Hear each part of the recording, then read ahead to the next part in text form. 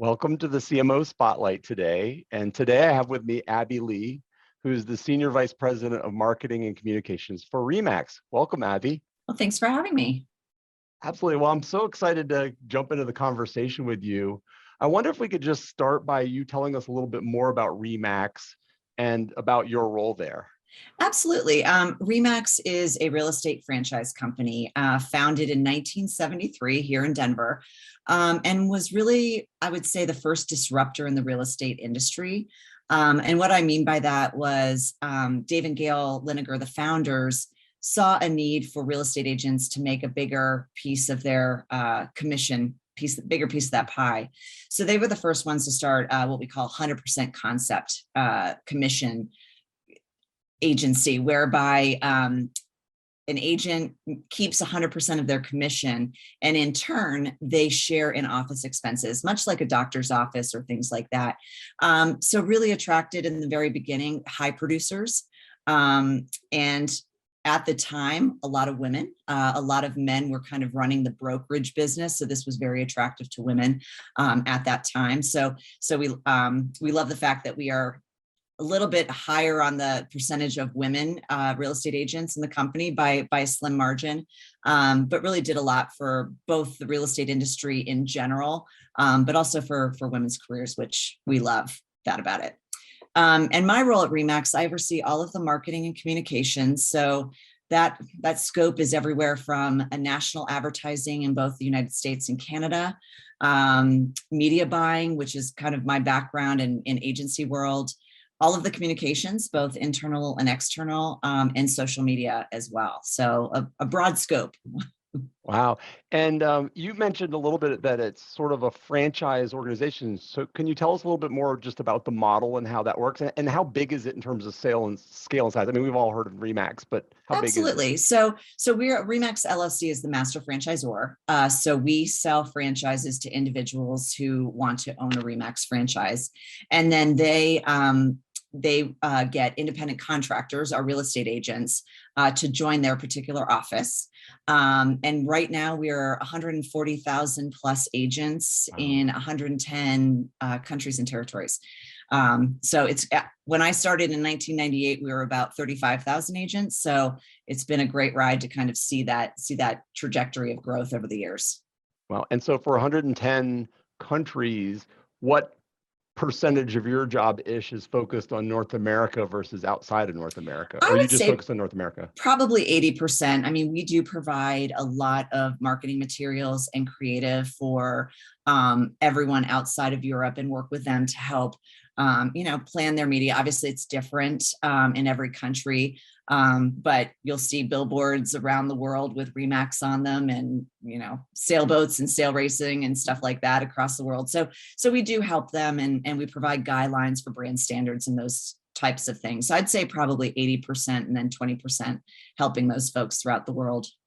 Nice. So tell me a little bit more about your career path. I know you've been this go around with RE/MAX for about 7.5 years, and you're, I think, there for almost 16 years, so a total of 22 or something, with a little break in the middle. But tell us about the path that brought you to RE/MAX, and how you ended up in the role that you're in now. Absolutely. So I grew up in the real estate business. My grandmother owned a real estate company with two of her best friends outside of New York City.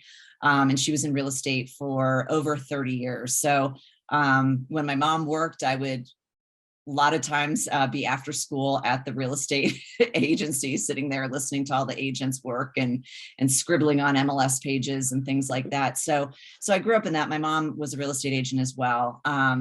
And so my path after college, I went into agency world, into media buying, and worked for one of the world's first simply media buying companies. That's all they did. It was at the time called Western International Media, and was with them for about 5.5 years, and got married, and we were thinking about starting a family. And as anyone in agency world knows, those hours can be a little bit ridiculous. Tough, yeah. And not really allowing for a lot of family time. So one of my sales reps let me know about an opportunity with this company, RE/MAX. And so I applied and thought, oh my gosh, this is bringing both my passion of real estate and my media buying expertise at the time to the table, and it just became a great fit for That's that. great. So, and like you said, stayed for 16 years, watched huge growth.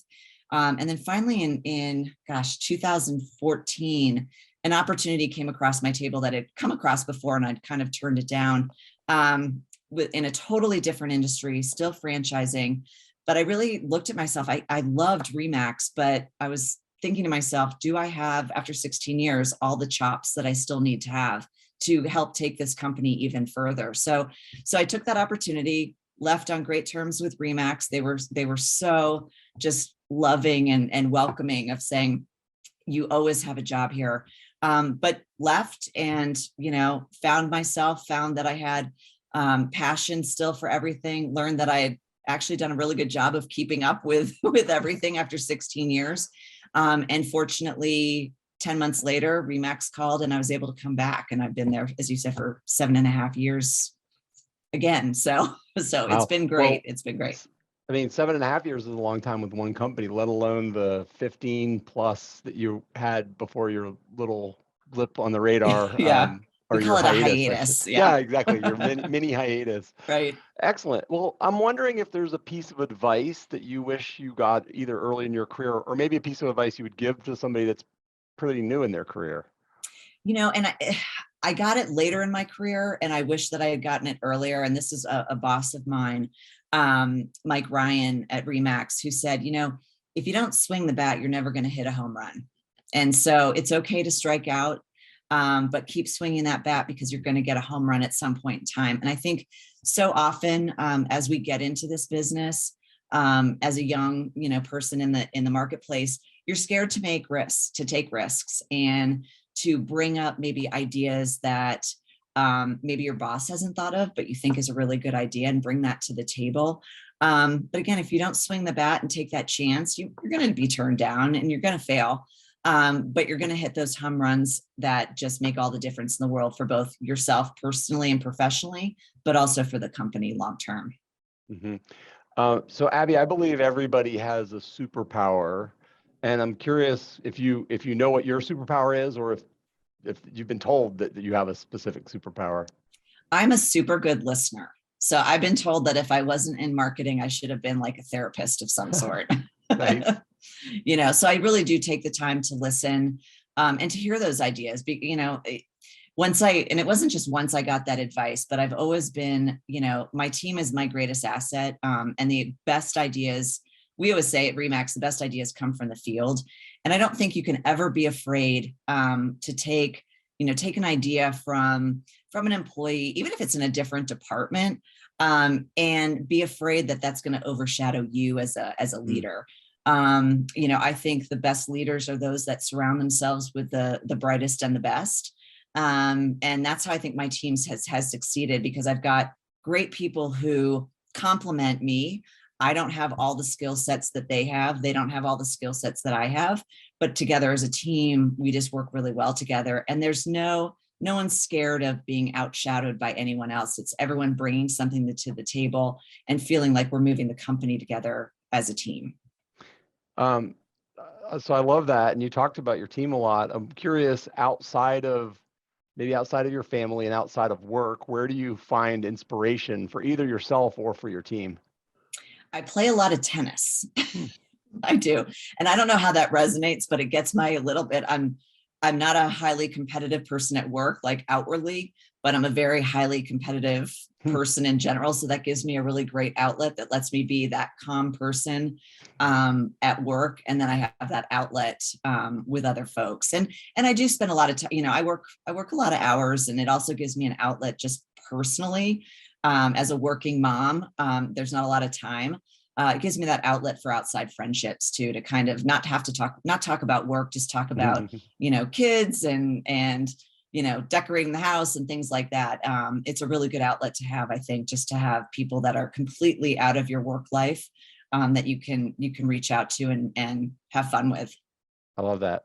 I'm curious if there are some values that you either like to demonstrate as a leader, or maybe you demand in people on your team. I think, ethics, obviously doing the right thing. That's actually one of our core values at Remax is always doing the right thing. If you talk to my boss who heads up all of Remax, I'm a big rule follower, Hmm. probably to a fault sometimes, but that's a big thing to me is to being honest, truthful. And that comes across, I think, also in our marketing is, we do obviously push the limit that we can, but obviously also, truth in advertising and all those types of things are huge to me, and not just doing puffery for puffery's sake. Hmm. But that high ethics standard is something that I really pride myself on. So I'm curious how you coach and mentor your team.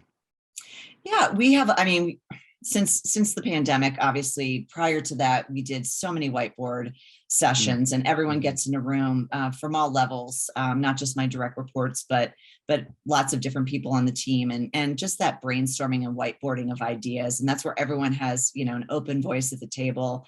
Here's what we're trying to accomplish as a company and a department. What ideas do you have? Like, just keep throwing them out. And some of the best ones have just come from the team from those sessions. And then, during the pandemic, I've continued my one-on-ones with my directs, which are really important to me just to kind of get a pulse on what's happening with them and the teams. Our communications team does a daily 9:30 every day touch point, just to kind of, it's more of like our editorial meeting of what's going on, what's Mm-hmm. happening. And then the marketing side of the house as well does something similar a couple times a week. So just really trying to have that high touch point with them. And then quarterly, we have an all hands meeting. And it's been really nice. The last couple quarters, we've been able to be in person in the office for those that are in town. We've hired so many people outside of Denver since the pandemic started, that we're trying to make sure that they get into the office and can meet in person, but definitely have it both in person and remote, which I think is really important. Yeah, well, the pandemic has given us some good and bad things, and it's allowed us to hire the best talent regardless of where they're physically located. That's right. But also, it's harder to make connections if it's only through a little box on a screen. So it sounds like you've found a good balance between in person and remote.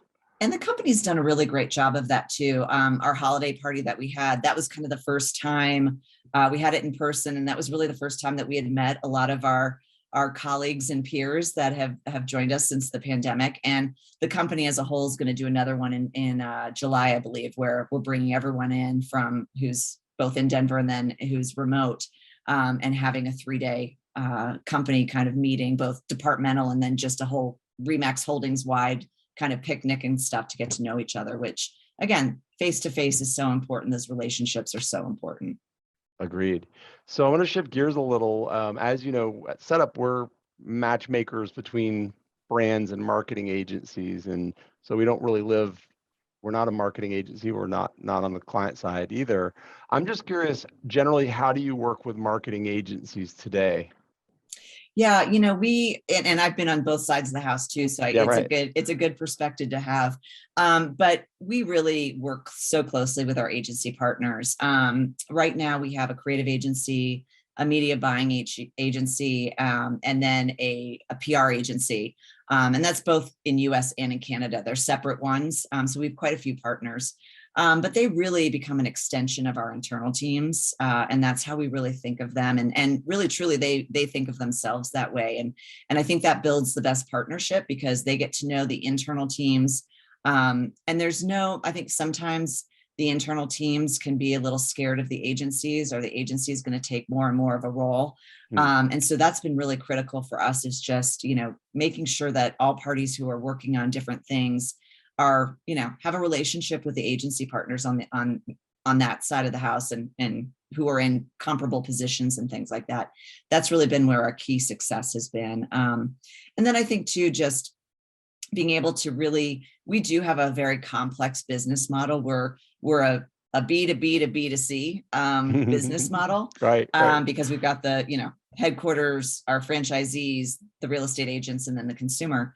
And so it's just really important we've unfortunately had partnerships in the past where it's been a roadblock to be able to get them to understand our model. But those agencies that really dig in, and you can tell when they clicks and they're like, oh my Mhm. gosh, I get it now. Those are just the best partners that we have, but we work really closely with them. And like I said, they really are thought of as an extension of our team. I'm curious if there are certain disciplines that you feel, I don't want to say always, but are there certain disciplines you feel most commonly you'd like to get external perspective and have an outside function provide you with ideas? And are there certain functions that you feel you never ever want to outsource and need to own within your team? Yeah, so I think creative, obviously, I'm a big proponent of research and, being very research driven in our decision making.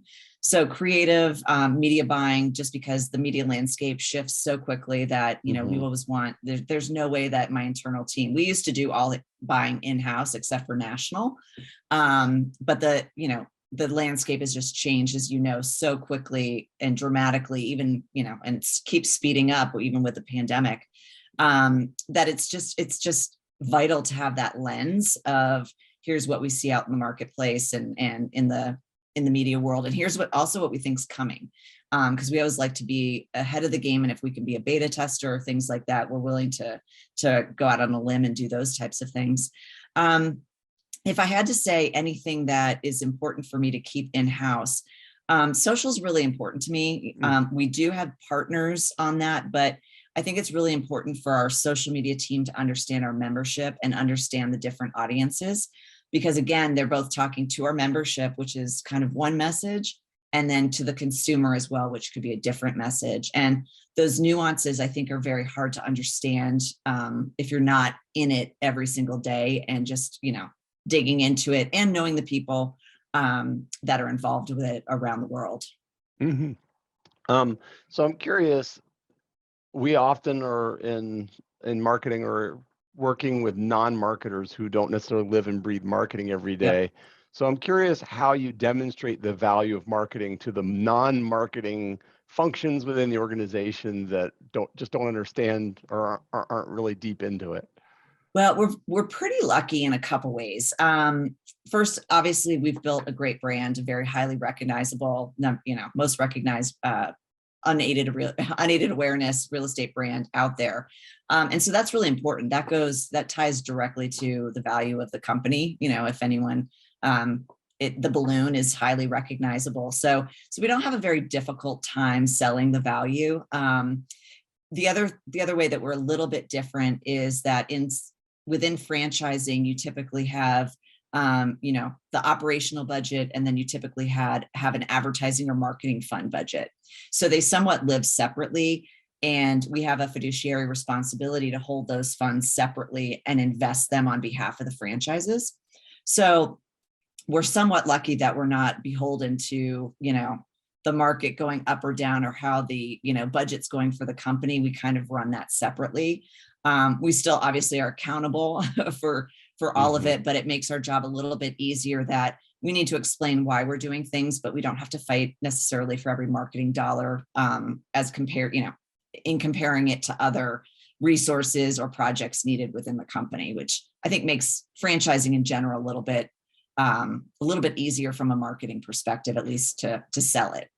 Yeah, well, definitely there are many franchise organizations where the relationship between franchisees and corporate can be contentious because the franchisee might have one idea about what they think should be done from a marketing perspective, and then the marketing team may have a different idea. But it sounds like you don't have as many of those challenges within Remax. Oh, we do. If you just think about who we're serving, our real estate agents, they're marketers, right? Right. True. And so we really do try to partner with them. Gain, again, best ideas have come from the field in the past. But really having that partnership of explaining to them the why behind what we're doing. In the past couple of years, we've shifted a little bit, well, I won't say a little bit, much more digitally focused and lead generation focused than we had in the past. And also more on a people-based buying as opposed to a demographic. So what's been interesting is, whereas our agents might drive by, 100 billboards in a given time period in their market, they may not have seen as many billboards, and they also may not have seen the digital advertising because Right. they're not necessarily the audience we're going after. So once you explain that to them, and also the efficiencies of the budget when you're doing that, you're not just throwing spots and dots out there. Once we educate them on and explain it to them, they kind of have this light bulb that goes off. They still want more billboards, but they understand the strategy behind it and why we're doing that, and also appreciate the fact that we're, being cognizant of making sure that every dollar counts when it's out there. So that's been very beneficial. But yeah, we still obviously, everyone has an opinion, as you know, about creative, about media. And so we do try our best to listen and take feedback. I never take it personally. That's the funniest thing sometimes with franchisees is they're kind of worried to tell you things because they think you're going to take it personally. But, again, my job is to work for them to make sure that, they're the most successful real estate agents that they can be. That's my job to help them, help them from a brand perspective. That's great. So I'm curious if there is a campaign or program that you ran that taught you a great deal, either because it was a huge flop and you learned a valuable lesson from that, or was a huge success and something you might want to build on in the future? Wow, that's a good question. Immediately I went to one campaign that it was hard for a couple reasons. We used to have not only RE/MAX LLC as a franchisor, but we did have some independent folks that owned territories that they were the franchisor on. So if that makes sense. And so we did have kind of an advisory board of those regional owners along with us. And back in 2013, we went through an RFP and chose, I won't say the name of the agency, but chose an agency who was a fantastic agency, but was not the right one for us. Like we knew that we do much better with kind of smaller mid-range agencies. It was a much larger agency, a very well-known agency, and the region owners chose that one. And partnering, but much larger ideas and than probably we could pull off. And so we went ahead and did the campaign, and our membership just hated it. I think it went well with the consumers, but it was a very, very beautiful campaign. Very, I think, I don't know, very lofty, aspirational, things like that. And our agents really like to see themselves positioned as the expert in the market and stuff. So I think as a general rule, I think for consumers, it went over well, but for our membership, they were kind of like, this doesn't hit it for me. And that's always a disappointment for me because we were kind of working with something that wasn't necessarily all of our decision. And we may have gone a different course. So for me, that was a disappointment that maybe I didn't speak up enough in those decision-making meetings and things like that. So, well, those I think teach us more than hey, it was a raving success and everybody was cheering. Well, okay, but we didn't learn something as much from that, I guess. Well, and that goes to kind of my beginning part of, if I had known earlier, the speaking up part of really saying, because I don't know that I also provided them with all the risks of here's what I think may happen. And here's what I think the, pitfalls could be for us just as although we're a big brand, our marketing budgets are not that huge as people would think they probably are, just given the brand presence. So again, that kind of goes back to I wish I had learned that a little bit earlier in my career. Yeah. Well, and I wonder with the example you used of hiring this, the big agency, in some cases, when you hire a really big agency and you're not one of their most important clients, you don't get their A team necessarily. You get like a C team working on your stuff and, maybe more junior people. Well, and that can happen for sure. And, I think also just I think brands can also get, stars in their eyes of like, oh my gosh, this big brand or a big agency wants to work with me. Right. And you just have to, I think you just have to know yourselves and know, what's going to work best for you as a company, how your budgets work, how your management works, kind of what the approval process is, who the players are. Because that can be very different. And to your point, yeah, you can have, you can work with a smaller agency, who may not have all the resources you need. So that could be an issue. Right. Scale. Yeah. And they've Issues. got to ramp up for it. But finding that, that kind of sweet spot in between. And I think just having that chemistry, between the team that you're working with and the team that the agency is working with on your side is super important too. We talk about that a lot in our business, which is compatibility and chemistry. Compatibility is on paper, it's a great fit, but the chemistry is, do they mesh well with my team? Do we like working with them? Is there that chemistry there? Yeah. And really being able to have, I think, especially on the creative side, because we, obviously, creative can be very passionate and very emotional. And, I've had a few, agencies that when we haven't picked, the location that they want to film on, get very upset and things like that. And it's really having that, being able to have that open conversation of like, I know you guys wanted to go this route. This is why we're making the decision, the other way to do this. And having that conversation back and forth. And it's never, butting heads, but it's just having a conversation all in the spirit of delivering the best for the brand and for the membership. So we've been really lucky with that. That's fantastic. All right. One more curveball. I'm going to ask you some questions that have nothing to do with marketing, just for fun. So the first one is there a band or a book or a movie or a quote or a sports team or something like that that really inspires you? I've always loved The Catcher in the Rye. And what is it about it? Yeah. I don't know. Something about when I read it, it was just the time of my life that it just really kind of resonated with me of what was going on with me. So it just kind of always resonated. And I was actually thinking about that the other day, that probably there's a lot of books that I read in high school and stuff that I probably need to go back and read again. But I remember, and I can't remember off the top of my head, but that was even like one of my senior quotes in my yearbook and things from The Catcher in the Rye. So yeah. Yeah. It's funny how things stick with us for that long too, because they say that the music that you listen to in high school sticks with you forever too. So I'm a big 80s girl. I love. There you go. And I almost said my movie was 16 Candles, but that would be. That's great. That's great. Is there a brand that you've never worked on that you admire, and what is it that you admire about it? I think some of the high-end automotive brands like Mercedes and BMW have just done a really good job of like making people aspire to be in that brand. And I love, what Tesla's doing. I mean, they're not even advertising, and what they're able to, inspire people of what their kind of mission is, without really having to put anything paid behind it, has been pretty incredible too. So those are things that I look at too, is, we don't have the most robust budget. So how can we further our dollars like some of these other companies are? Okay, I've got two more questions. The first is there a fictional story or a realm that you would like to live in, and why would you want to live there? Well, I'm not going to say it's fictional, but I'm absolutely obsessed right now with 1883.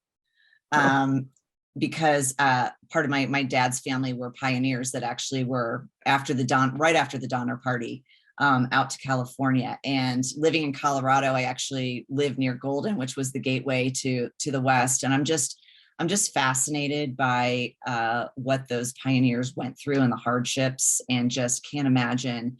We think we have problems and things are hard, and I just think about everything that they went through, and those that actually made it to the West, like how they just they had to continually overcome things that we just can't even imagine in our world. So I don't know. I'm upset. If you haven't watched it, it's fantastic. It's the prequel to Yellowstone. And you'd want to live in those times, or you wouldn't want to live in those No, I'd really love, like, if I were to go back and live in a time, I'd really like to live there, because I think it would be, I think it would build so much character, obviously. Yeah. Thrilling, right? Yeah. And so my last question is there something that you wish that I asked as part of the conversation, or maybe a question that I should ask future conversations like this? Gosh. Well, only one that comes to mind, just because I have kids that they're in college and graduating. Like, are the kids following in my footsteps in marketing? And no, they're not. One's my daughter, who's graduating from Baylor in a few weeks, is going into special needs school psychology. Wow. And then my son is going into electrical engineering. So there's, yeah, none of So, the marketing kind of went off on them. But my husband's a geospatial engineer, so they're not following that footprint either. So well, and I'll bet they'll bring lessons with them from both parents that, they accumulate along the way, sort of like you with your mother and grandmother, pulled lessons. You didn't end up as a real estate agent, but you certainly ended up in the real estate business for your whole career. I do have my license, but I've never used it. So Huh, yeah, my husband's a real estate, he's a Remax agent as well. And I always thought if I ever got out of marketing, then I'd work for him. So I just, that's good. and I That's fun. kind of as an homage to my grandmother as well, that, she did it. And so it's not easy. It's not as easy as people think. That's for sure. No, I believe that. That's absolutely. I think of agents as hustlers in a very good way. They work really hard, and they are experts at their craft, and they bust it to really make the best out of best living that they can, and it's Yeah. a lot of And work, I but mean, especially in this market, just about everywhere, I mean, the multiple offers that are happening, you just have to have an agent who knows what they're doing, knows how to position the offer. There's so many cash offers out there. If you're someone that's going to the table with a mortgage, they need to know how to position you over those cash buyers. And it's a real skill set. It's a real, negotiation and again, relationships skill set that they have to have. I love it. Well, Abby Lee is the Senior Vice President of Marketing and Communications for Remax. Thanks so much. This has been so much fun to talk to you. It absolutely has. Thanks so much for having me.